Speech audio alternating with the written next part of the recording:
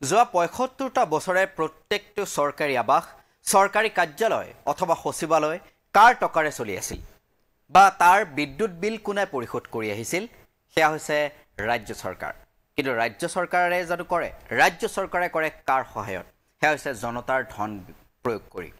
কিন্তু স্বাধীনতাৰ ৭৫টা বছৰৰ পাছত এতিয়া এক নতুন সিদ্ধান্ত লৈছে অসমৰ ৰাজ্য চৰকাৰে। কিন্তু এই সিদ্ধান্ত কি আৰু এই সিদ্ধান্ত মিতব্যয়িতাৰ উদাহৰণ নে ইয়াত লিখাৰ ধৰণেই বাজেটৰ ঘাটিৰ বাবেহে এনেকুৱা সিদ্ধান্ত গ্ৰহণ কৰা হৈছে, সেয়া জনাম বিতং তথ্য গ্ৰাফিক্স প্লেটৰ জৰিয়তে। জনতা ভৱনত মুখ্যমন্ত্ৰী ডক্টৰ হিমন্ত বিশ্ব শৰ্মাৰ এক বৃহৎ ঘোষণা। এতিয়াৰে পৰা মুখ্যমন্ত্ৰী, মন্ত্ৰী, বিধায়ক, বিষয়াই নিজাকৈ ভৰিব লাগিব বিদ্যুতৰ বিল। ৮ বজাৰ পাছত ৩টা বিভাগৰ বাহিৰে আন সকলো চৰকাৰী কাৰ্যালয় বা সচিবালয় নিজেই বন্ধ হ'ব বা আপোনা আপুনি বন্ধ হ'ব বিদ্যুৎ সেৱা। লোকসেৱা ভৱন, বিত্ত আৰু গৃহ বিভাগতহে ব্যাহত নহয় বিদ্যুৎ সেৱা। জনতা ভৱনৰ ২.৫ মেগাৱাট ক্ষমতাসম্পন্ন নতুন সৌৰ প্ৰকল্পৰ জৰিয়তে চৰকাৰৰ ৰাহি হ'ব মাহে ৩০ লাখ টকা। প্ৰকল্পটোৰ ফলত হ্ৰাস পাব কাৰ্বন নিৰ্গমনৰ মাত্ৰা আৰু জলবায়ুত পৰিব ইতিবাচক প্ৰভাৱ। এয়া মুখ্যমন্ত্ৰীৰ ভাষ্য। সকলো চিকিৎসা মহাবিদ্যালয়, বিশ্ববিদ্যালয়, আন চৰকাৰী কাৰ্যালয়তো সৌৰ শক্তি প্ৰয়োগৰ নিৰ্দেশ। অহা বৰ্ষৰ পৰা প্ৰতি ইউনিট বিদ্যুতত ১ টকা আৰু ২০২৬ত পুনৰ ৫০ পইচা হ্ৰাস কৰাৰ নিৰ্দেশ। গতিকে জনাই আছোঁ এই মুহূৰ্তত এক বিশেষ তথ্য যে কালি জনতা ভৱনত মুখ্যমন্ত্ৰী ডক্টৰ হিমন্ত বিশ্ব শৰ্মাই এক ঘোষণা কৰে আৰু তেওঁ যি নতুন সৌৰ শক্তি প্ৰকল্প জনতা ভৱনৰ ওপৰত থকা সেই সৌৰ শক্তি প্ৰকল্পৰ শুভ উদ্বোধন কৰে। উদ্বোধন কৰি এটা বক্তব্য দিয়ে, এটা ভাষণ দিয়ে আৰু গুৰুত্বপূৰ্ণ কিছুমান কথা কয়। কিন্তু আমি এতিয়া সেই কথাসমূহক ডিক্লাটাৰ বা সেই কথাসমূহৰ অন্তৰ্নিহিত অৰ্থ কি তাক উদ্ঘাটনৰ চেষ্টা চলাম। যিহেতু এটা সিদ্ধান্ত লোৱা হৈছে যে এতিয়াৰে পৰা মুখ্যমন্ত্ৰী, মন্ত্ৰী, বিষয়া আৰু বিধায়ক, জ্যেষ্ঠ বিষয়া আৰু বিধায়ক এই সকলোৱে নিজৰ ঘৰত বা চৰকাৰী যি বাসভৱন আছে তেওঁলোকৰ সেই চৰকাৰী বাসভৱনৰ বিদ্যুতৰ খৰচ নিজেই ভৰিব লাগিব। বিদ্যুতৰ ধন তেওঁলোকে নিজেই ভৰিব লাগিব। এতিয়া পৰ্যন্ত সেই বিদ্যুতৰ ধন কোনে পৰিশোধ কৰি আছিল, সেয়া ৰাজ্য চৰকাৰে নিজৰ ৰাজকোষৰ পৰা ভৰি আছিল। আৰু সেই ধন ভৰি থকাৰ পাছত এতিয়া অহা ১ জুলাইৰ পৰা মুখ্যমন্ত্ৰী, মন্ত্ৰী, বিধায়ক, বিষয়াই নিজৰ যি চৰকাৰী বাসভৱনৰ বিদ্যুতৰ খৰচ, সেই বিদ্যুতৰ খৰচ বা বিদ্যুতৰ ধন নিজেই ভৰিব লাগিব। ৮ বজাৰ পাছত ৩টা বিভাগৰ বাহিৰে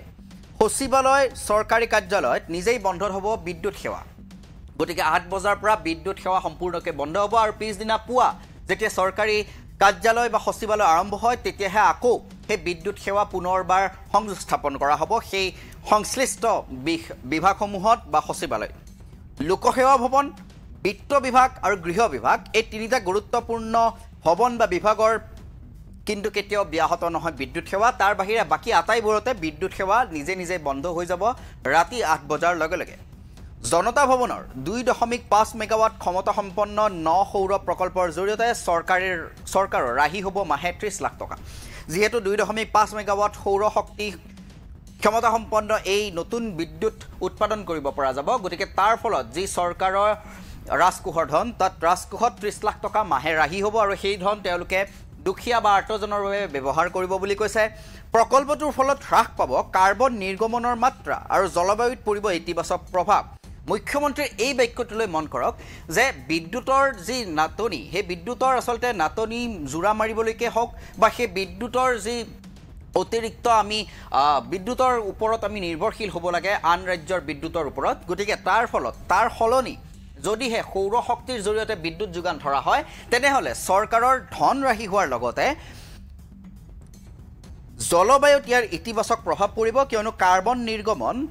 এই কাৰ্বন নিৰ্গমনৰ মাত্ৰা হ্ৰাস পাব। কিন্তু তথাপি তেওঁ এইটো কথা নকয় যে কাৰ্বন শুহে কোনে। আটাইতকৈ বেছি কাৰ্বন ডাই অক্সাইড শুহে গছ-গছনিয়ে। কিন্তু যিটো হাৰত গছ-গছনি আচলতে অবাধ গছ-গছনি ধ্বংসযজ্ঞ চলিছে অসমত, সিমান ধ্বংসযজ্ঞ চলাৰ পাছত কেৱল এটা দুটা সৌৰ শক্তি প্ৰকল্পই কাৰ্বন নিৰ্গমন ৰোধ কৰি জলবায়ু পৰিৱৰ্তনক ওলোটা কৰি দিব নোৱাৰে। কিন্তু সেই বাক্য কোৱাৰ পৰা বিৰত থাকিল মুখ্যমন্ত্ৰী। তেওঁ কেৱল সৌৰ শক্তি প্ৰয়োগৰ জৰিয়তেই বিদ্যুতৰ যি শক্তি তাৰ শক্তিৰ প্ৰয়োজনীয়তা হ্ৰাস কৰি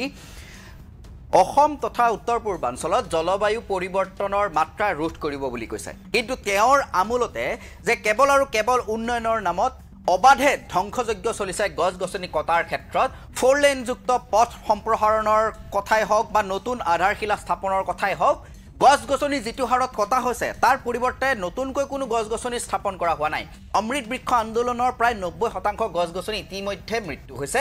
কিন্তু সৌৰশক্তিৰ জৰিয়তেহে তেওঁ জলবায়ু পৰিৱৰ্তন ৰোধ কৰিব বিচাৰিছে কিন্তু তাৰ সমান্তৰালকৈ গছ-গছনি ৰোৱাৰ প্ৰসংগ কিন্তু তেওঁৰ মনলৈ অহা নাই আৰু সেই গছ-গছনি কটাৰ কৈফিয়ত দিয়াৰ প্ৰয়োজনীয়তাও মুখ্যমন্ত্ৰীয়ে অনুভৱ কৰা নাই কিন্তু সাধাৰণ পৰিৱেশবিদসকলৰ মতে যদি আপুনি শুনে তেনেহলে যিমানেই বেছি গছ-গছনি থাকিব সিমানেই জলবায়ু পৰিৱৰ্তন ৰোধ কৰিব পৰা যাব যিমানেই কল কাৰখানা বা আন কাৰখানাসমূহৰ ধোঁৱা ৰোধ কৰিব পৰা যাব কাৰ্বন নিৰ্গমন ৰোধ কৰিব পৰা যাব গতিকে দুটা কাৰণৰ ওপৰতে নিৰ্ভৰ কৰে জলবায়ু সংকট কিন্তু গছ-গছনিৰ প্ৰসংগ সম্পূৰ্ণৰূপে এৰাই চলি কেৱল আৰু কেৱল ৰিনিউৱেবল এনাৰ্জি বা পুনৰ নৱীকৰণযোগ্য শক্তিৰ ওপৰতহে কেৱল মনোনিৱেশ কৰিলে হিমন্ত বিশ্ব শৰ্মাই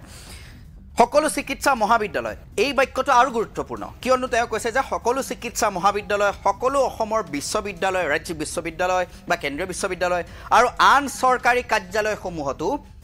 পৰৱৰ্তী সময়ত সৌৰশক্তি প্ৰয়োগৰ নিৰ্দেশ দিছে তেওঁ তাৰ এটা অৰ্থ হ'ল যে যি বিদ্যুতৰ খৰচ হেয়া ৰাহি হ'ব যি বিদ্যুতৰ প্ৰয়োজনীয়তা হেয়া হ্ৰাস পাব কিয়নো অসমত বৰ্তমান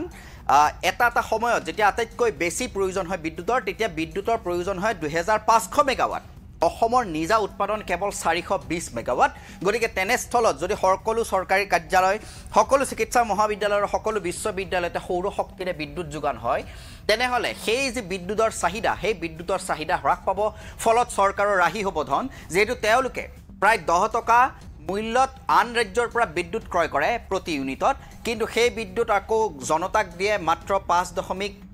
প্ৰায় 5 টকা বা 6 টকাৰ ওচৰে পাজৰে গতিকে তেনেধৰণেও তেওঁলোকে ৰাহি কৰিব খুজিছে নিজৰ ৰাজকোষৰ ধন কিন্তু আন দিশেৰে চাবলৈ গ'লে তাৰ মানে অসম চৰকাৰে আৰু এতিয়া লাহে লাহে চৰকাৰী কাৰ্যালয় চিকিৎসা মহাবিদ্যালয় বিশ্ববিদ্যালয়সমূহতো বিদ্যুৎ যোগান ধৰিব পৰাৰ ক্ষমতা হেৰুৱাইছে নেকি ৰাজকোষৰ ধনৰ ঘাটিৰ বাবে তেওঁলোকে এই ধৰণৰ ব্যৱস্থা গ্ৰহণৰ পোষকতা কৰিছে নেকি আকৌ অহা বৰ্ষৰ পৰা প্ৰতি ইউনিট বিদ্যুতত 1 টকা হ্ৰাস কৰাৰ নিৰ্দেশ দিছে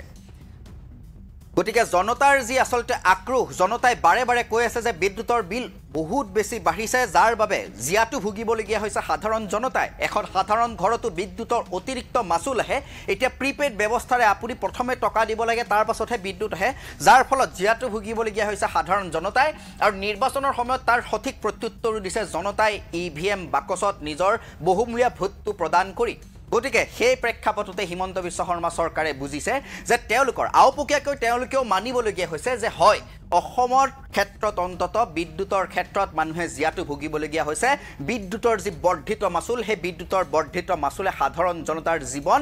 ত্ৰস্তমান কৰি তুলিছে যাৰ বাবে এই সিদ্ধান্ত গ্ৰহণ কৰিছে যে অহা বৰ্ষৰ পৰা 1 টকা কমাই দিয়া হ'ব প্ৰতি ইউনিটত আৰু 2026 চনৰ পৰা অহা বছৰৰ 1 জুনৰ পৰা 1 এপ্ৰিলৰ পৰা এই নতুন নিৰিখ মতে আপোনাৰ বিদ্যুতৰ বিল আহিব আৰু 2026 চনৰ 1 এপ্ৰিলৰ পৰা আৰু 50 পইচা অৰ্থাৎ সমুদায় 1.5 টকাকৈ কমোৱাৰ চিন্তা চৰ্চা কৰিছে চৰকাৰে তাৰ মানে তেওঁলোকে আওপকীয়াকৈ মানি লৈছে যে বৰ্তমান সময়ত অসমৰ জনতাই বিদ্যুতৰ বৰ্ধিত মূল্যৰ বাবে জিয়াটো ভুগিবলগীয়া হৈছে আৰু শেষত এতিয়া প্ৰশ্ন এইটোৱে উঠিছে সকলো সচেতন মহলৰ মাজত প্ৰশ্ন এইটোৱে উঠিছে যে মন্ত্ৰী হিমন্ত বিশ্ব শৰ্মাৰ এই যি সিদ্ধান্ত এই সিদ্ধান্ত চৰকাৰৰ মিতব্যয়িতাৰ লক্ষণ নে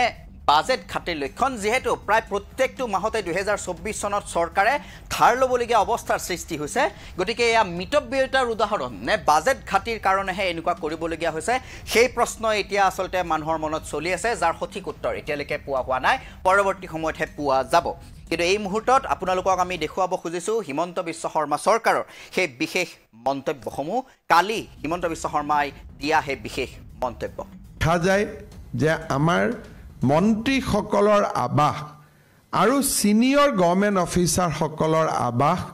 বা সেক্ৰেটাৰিয়েটৰ কৰ্মচাৰীসকলৰ আবাসত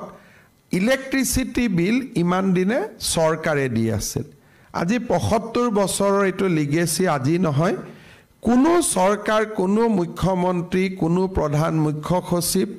সকলোৰে ঘৰত ব্যৱহাৰ কৰা ইলেক্ট্ৰিচিটিৰ বিল ৰাজ্য চৰকাৰে ইমান দিন বাজেটৰ পৰা দি আছিলে ইতিমধ্যে আমি 1 জুলাইৰ পৰা প্ৰযোজ্য হোৱাকৈ আমি সিদ্ধান্ত লৈছো যে এতিয়াৰ পৰা মুখ্যমন্ত্ৰী হওক মন্ত্ৰীসকলে হওক সিনিয়ৰ অফিচাৰ সকলে হওক আমি আমাৰ ইলেক্ট্ৰিচিটিৰ বিলখন আমি দিম যাতে আমি নিদিয়াৰ কাৰণে ইলেক্ট্ৰিচিটি বোৰ্ডৰ যি ক্ষতি হয় সেই ক্ষতিৰ বিনিময়ত তেওঁলোকে যাতে বিদ্যুতৰ মাচুল বৃদ্ধি কৰিব নালাগে এতিয়াৰ পৰা আমি সেই দিশটো সিদ্ধান্ত লৈছো আৰু ইতিমধ্যে আমাৰ কৰ্মচাৰী বা সকলোকে আমি জনাইছো যে কোৱাৰ্টাৰত থাকিলে ইলেক্ট্ৰিচিটি বিল আমি চৰকাৰৰ পৰা লোৱা উচিত নহয় আৰু ইয়াৰ প্ৰথম আদৰ্শ হিচাপে মুখ্যমন্ত্ৰী আৰু মুখ্য সচিবৰ বাসভৱনৰ পৰাই ইয়াক আমি ক্ৰিয়ান্বিত কৰিব খুজিছো আজিলৈকে ৭৫ বছৰে মোৰ আগত অসমৰ যিমান মুখ্যমন্ত্ৰী হ'ল বা ময়ো ৩টা বছৰ ইলেক্ট্ৰিচিটি বিল মই ফ্ৰী লৈ আছিলোঁ মই নাজানিছিলোঁ এদিন আলাপ আলোচনাত ফটক কৰি ওলালে যে ইয়াৰ বিলটো অমুক হেডৰ পৰা দিয়া হয় আমি নিৰ্দেশ কৰিছিলোঁ এতিয়া মিটাৰ টিটাৰ তেওঁলোকে লগালে 1 জুলাইৰ পৰা আমি নিজৰ ঘৰৰ বিল আমি নিজে দিয়া আৰম্ভ কৰিম ইও আমাৰ ইলেক্ট্ৰিচিটি বোৰ্ডক যথেষ্ট সহায় কৰিব বুলি মই আশা কৰোঁ ইলেক্ট্ৰিচিটিৰ ব্যৱহাৰ কমোৱাটো আমাৰ কাৰণে অতিকে প্ৰয়োজনীয় চৰকাৰী ডিপাৰ্টমেণ্টবিলাকত আমি দেখা পাওঁ যে অফিচ হৈ যোৱাৰ পিছত যদি কোনোবা দিনা আমি ফেনখন বন্ধ কৰিব পাহৰি যাওঁ লাইটটো বন্ধ কৰিব পাহৰি যাওঁ ইলেক্ট্ৰিচিটিটো কনজাম্পশ্যন হয়েই কিন্তু সেই ইলেক্ট্ৰিচিটিখিনিৰ কাৰণেও আমি 10 টকা দি গধূলিৰ সময়ত ইলেক্ট্ৰিচিটি কিনিব লাগে APDCLক মই পৰামৰ্শ দিছিলোঁ যে অটো ষ্টপেজ অৰ্থাৎ আমাৰ সন্ধিয়া 8 বজাৰ লগে লগে চৰকাৰী কাৰ্যালয়সমূহত ইলেক্ট্ৰিচিটি আমি স্মাৰ্ট মিটাৰত প্ৰগ্ৰেমিং কৰি বন্ধ কৰি দিব পাৰোঁ সেই প্ৰচেষ্টাত ইতিমধ্যে আমি প্ৰায় 3000তকৈ এতিয়া কিমান 8000 চৰকাৰী কাৰ্যালয় শিক্ষানুষ্ঠান অংগনবাদী কেন্দ্ৰত আমি অটো ষ্টপেজ লগাবলৈ সক্ষম হৈছোঁ আৰু ইয়াৰ ফলত আমাৰ ইলেক্ট্ৰিচিটি বহু পৰিমাণে ৰাহি হ'ব আসাম ছেক্ৰেটাৰিয়েটতো মই 9 বজাত লোকসেৱা ভৱনক বাদ দি বিত্ত আৰু গৃহ বিভাগ বাদ দি আন গোটেইকেইটা বিভাগতে মই অটো ষ্টপাৰ লগাবৰ কাৰণে মই ইতিমধ্যে নিৰ্দেশ দিছোঁ কাৰণ আমিও বিচৰা নাই যে চৰকাৰী কৰ্মচাৰীবিলাকে 8 বজাৰ পিছতো অফিচত বহি কাম কৰি থাকক যাতে ফেমিলিটো কোৱালিটি টাইম দিব পাৰে তেওঁলোকে ৰাতিপুৱা 10টাত কাৰ্যালয়ত আহি 10টাৰ পৰা 6টা 7টালৈ কাম কৰিলেও যথেষ্ট ফেমিলি কোৱালিটি টাইম দিয়াটো খুবেই প্ৰয়োজনীয় সেইকাৰণে আসাম ছেক্ৰেটাৰিয়েটতো 3টা ইম্পৰ্টেণ্ট বিল্ডিঙক বাদ দি বাকি সকলোতে অটো ষ্টপাৰ লগাবৰ বাবে মই ইতিমধ্যে নিৰ্দেশ দিছোঁ যাতে আমি লাহে লাহে ৰাজ্যত ইলেক্ট্ৰিচিটি সেভিংছৰ এটা ভাল পৰম্পৰা আৰম্ভ কৰিব পাৰোঁ